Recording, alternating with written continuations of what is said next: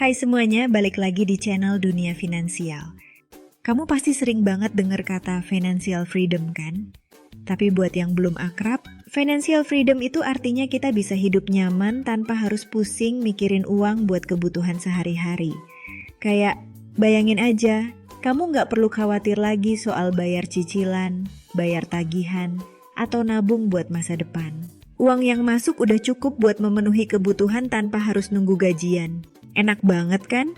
Tapi, ya namanya impian besar, tentu butuh usaha dan perubahan kebiasaan biar bisa sampai ke sana. Tenang, bukan berarti harus hidup pelit banget kok. Cukup dengan beberapa perubahan kecil, kalau dilakukan rutin, lama-lama bisa jadi jalan menuju financial freedom. Nah, di video kali ini kita akan bahas 10 kebiasaan yang bisa kamu coba buat sampai ke sana. Yuk, kita bahas satu-satu. Pertama, punya tujuan dalam menabung. Nggak bisa dipungkiri, nabung itu emang penting. Tapi, daripada nabung cuman asal naruh aja di rekening, lebih baik kamu punya tujuan jelas buat apa nabungnya. Misal, kamu nabung buat beli HP baru, buat liburan, atau bahkan buat masa depan kayak beli rumah. Punya tujuan itu bikin kamu lebih semangat buat konsisten nabung. Karena kamu tahu, ada yang kamu kejar. Nggak perlu langsung besar. Misalnya sisihkan 5-10% dari penghasilan tiap bulan buat nabung. Yang penting adalah kamu konsisten. Kalau udah terbiasa, nanti kamu bisa tambah nominalnya sedikit demi sedikit. Dan nggak bakal kerasa, tiba-tiba tabunganmu udah cukup buat tujuan yang kamu impikan. Kedua, jangan kebablasan. Bedain kebutuhan sama keinginan. Nah, ini nih yang sering jadi jebakan. Kadang kita suka bingung bedain mana yang beneran butuh, mana yang cuma pengen. Contohnya, makan di luar tiap minggu, beli baju baru padahal yang lama masih oke, atau ngopi-ngopi lucu di kafe kekinian. Nggak ada salahnya sih, selama keuanganmu tetap aman. Tapi, kalau mulai sering bingung kenapa uang habis cepat banget, bisa jadi kamu lebih sering belanja keinginan daripada kebutuhan. Cara gampang buat bedainnya, tanya ke diri sendiri. Ini beneran aku butuh nggak sih? Kalau jawabannya agak-agak ragu, mungkin itu cuma keinginan. Coba tahan dulu sampai kamu beneran yakin. Dan jangan lupa, buat budgeting bulanan yang sederhana biar kamu tahu alokasi uangmu kemana aja. Ketiga, catat pengeluaran harian supaya nggak kaget sendiri. Siapa yang suka tiba-tiba kaget di akhir bulan karena saldo rekening menipis? Nah, kalau kamu sering ngalamin, mungkin udah saatnya mulai mencatat pengeluaran harian. Ini kelihatannya sepele, tapi ampuh banget buat bantu kamu ngerti kemana aja uangmu mengalir. Bisa pakai aplikasi di HP atau buku catatan biasa, yang penting dicatat aja semua. Dari yang kecil-kecil kayak beli jajanan sampai bayar cicilan. Dengan begini, kamu bisa lihat mana pengeluaran yang seharusnya bisa dikurangin. Misalnya, kok tiap minggu habis banyak buat nongkrong atau beli barang yang sebenarnya nggak perlu? Dari sini, kamu bisa mulai atur ulang kebiasaan belanja biar lebih irit. Plus, kalau kamu udah tahu pola pengeluaranmu, bakal lebih gampang buat bikin rencana keuangan yang pas. Keempat, berani coba investasi biar uang nggak cuma mampir di rekening. Menabung itu bagus, tapi kalau cuma disimpan di tabungan doang, bisa jadi uangmu nggak berkembang. Disinilah investasi masuk. Jangan keburu takut dulu ya dengar kata investasi.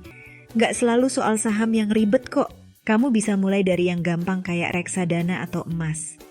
Misalnya, reksadana pasar uang itu cenderung aman buat pemula.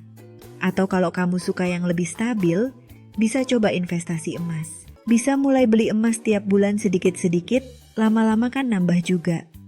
Tapi, yang paling penting, sebelum investasi, pelajari dulu risikonya. Jangan sampai asal ikut-ikutan terus malah buntung. Kalau paham apa yang kamu lakukan, investasi bisa jadi jalan pintas buat nambah penghasilan tanpa harus kerja lebih keras. Kelima, jauhi utang konsumtif. Ini yang sering jadi jebakan, utang konsumtif. Misalnya, kamu ngambil cicilan buat beli barang yang nggak terlalu dibutuhin, kayak gadget terbaru atau barang-barang fancy lainnya. Kalau memang harus ngutang, pastiin utangnya itu buat hal yang produktif, seperti modal usaha atau pendidikan. Utang konsumtif cuma bikin penghasilanmu tergerus buat bayar cicilan tiap bulan.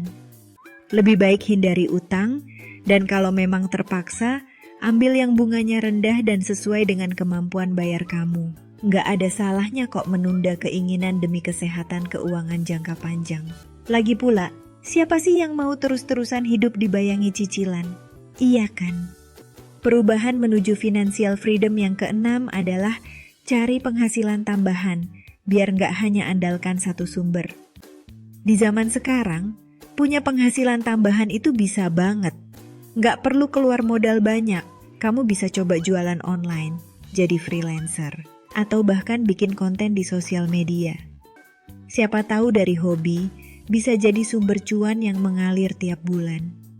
Misalnya, kalau kamu jago desain, coba tawarkan jasa desain di platform freelance.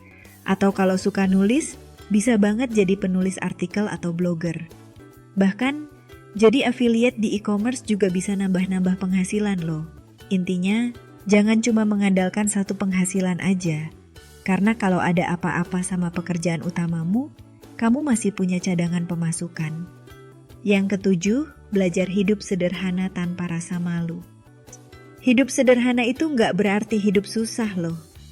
Justru dengan hidup sederhana, kamu bisa lebih fokus pada hal-hal yang benar-benar penting. Misalnya, daripada beli baju setiap kali ada tren baru, kamu bisa pilih beberapa item yang klasik tapi tetap cocok dipakai kapan aja. Atau, daripada sering makan di luar, coba lebih sering masak di rumah. Selain lebih hemat, biasanya juga lebih sehat. Hidup sederhana juga bisa bikin kamu lebih menghargai apa yang sudah kamu punya. Kadang kita suka lupa kalau kebahagiaan itu nggak selalu datang dari hal-hal mewah, tapi justru dari hal-hal sederhana yang kita syukuri setiap hari. Kedelapan, siapkan dana darurat buat jaga-jaga. Dana darurat itu kayak payung. Kita nggak pernah tahu kapan bakal butuh, tapi kalau udah ada, hati rasanya lebih tenang. Idealnya, kamu perlu punya dana darurat sebesar 3-6 bulan pengeluaran rutin. Jadi, kalau ada hal-hal yang nggak terduga kayak kehilangan pekerjaan, sakit atau situasi lainnya, kamu nggak perlu langsung stres cari pinjaman. Bikin dana darurat ini bisa dicicil kok. Misalnya, sisihkan sedikit dari gaji tiap bulan sampai akhirnya terkumpul jumlah yang cukup. Kalau sudah tercapai, dana ini jangan diutak-atik dulu ya, biarkan tetap ada buat jaga-jaga. Kesembilan, upgrade ilmu keuangan biar nggak kudet. Nggak ada ruginya lo belajar soal keuangan. Dunia ini terus berubah, termasuk soal finansial. Makanya, penting buat kita buat terus update ilmu. Bisa dari baca buku, dengerin podcast, atau nonton video YouTube yang bahas soal investasi, manajemen keuangan, dan lain-lain. Selain itu, kamu juga bisa ikut webinar atau seminar tentang keuangan yang sering diadakan online. Banyak yang gratis juga kok. Dengan belajar, kamu jadi lebih paham cara ngatur uang, peluang investasi yang lagi tren, dan bisa menghindari penipuan yang sering terjadi di dunia keuangan. Ingatlah bahwa ilmu itu investasi yang nggak akan rugi. Nah, kebiasaan terakhir untuk mencapai financial freedom adalah jaga mindset positif dan jangan mudah menyerah. Last but not least, perubahan besar selalu dimulai dari dalam diri, yaitu mindset. Tanpa pola pikir yang positif, semua usaha bakal terasa berat. Financial freedom itu nggak instan, butuh waktu dan kesabaran. Tapi kalau kamu terus berpikir positif dan fokus sama tujuanmu, lama-lama jalan itu akan terbuka lebar. Jangan lupa, tiap orang punya perjalanan masing-masing. Nggak perlu bandingin diri kamu dengan orang lain. Fokus aja sama progresmu, sekecil apapun itu. Dan kalau merasa gagal atau kecewa, coba lihat dari sisi positifnya dan cari pelajaran dari sana. Siapa tahu, justru kegagalan itu yang bakal jadi batu loncatan buat kamu ke level berikutnya. Nah, itu dia 10 kebiasaan yang bisa kamu coba buat mencapai financial freedom. Ingat, nggak ada jalan pintas buat meraih sesuatu yang besar, termasuk kebebasan finansial ini. Tapi kalau kamu konsisten dan terus berusaha, siapa tahu 5 atau 10 tahun lagi kamu udah bisa menikmati hasilnya. Jangan lupa, perjalanan ini bukan cuma soal uang, tapi juga soal menemukan keseimbangan antara bekerja keras dan menikmati hidup. Happy journey menuju financial freedom. Semoga tips-tips ini bisa membantu dan jadi motivasi buat terus maju. Kalau kamu ada ide atau pengalaman lain yang mau dibagi, boleh banget share. Yuk saling support buat masa depan yang lebih baik. Terima kasih untuk kamu yang udah nonton video ini sampai akhir. See you di next video.